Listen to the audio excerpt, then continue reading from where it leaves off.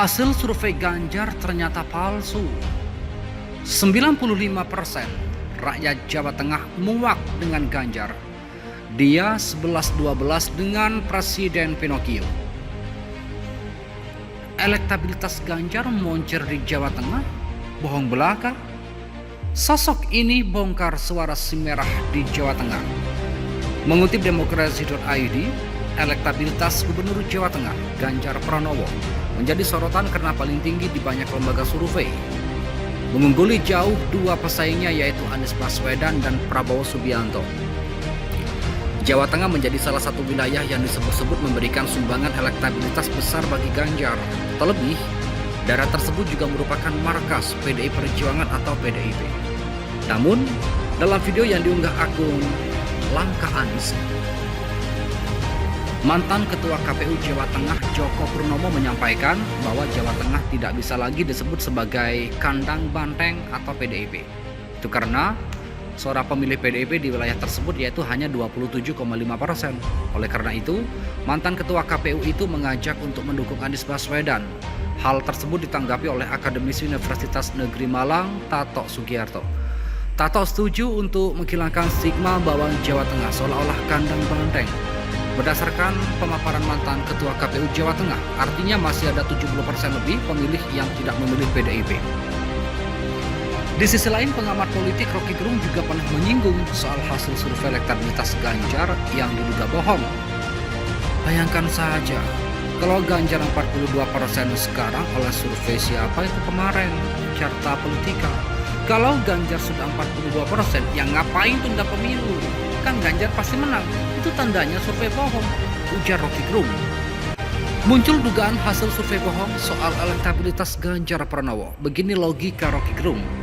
Pengamat politik Rocky Gerung belak-belakan mengherankan elektabilitas Gubernur Jawa Tengah atau Jateng Ganjar Pranowo di 42% seperti yang dirilis oleh lembaga survei Carta Politika Indonesia.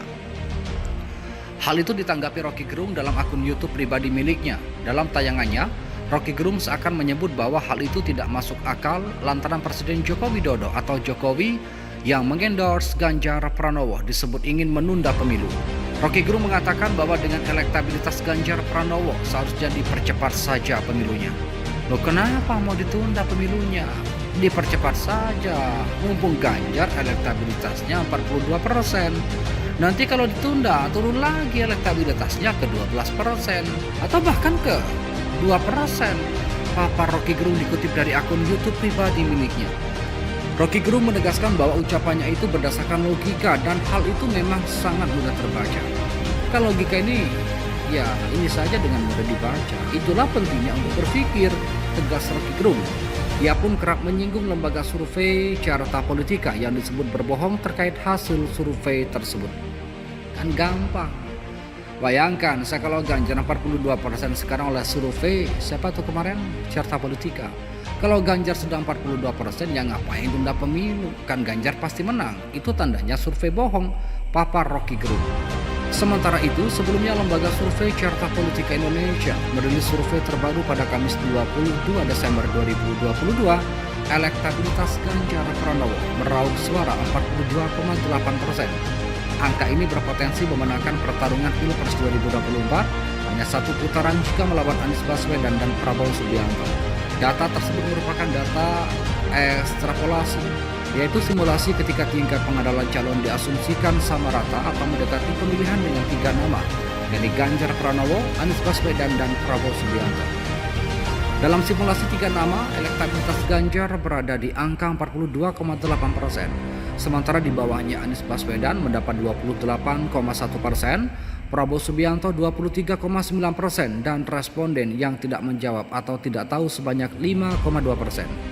Mas Ganjar naik di angka 42,8%, jauh meninggalkan Anies di angka 28,1%, yang Pak Prabowo di angka 23,9%, kata Direktur Carta Politika Yunarto Wijaya.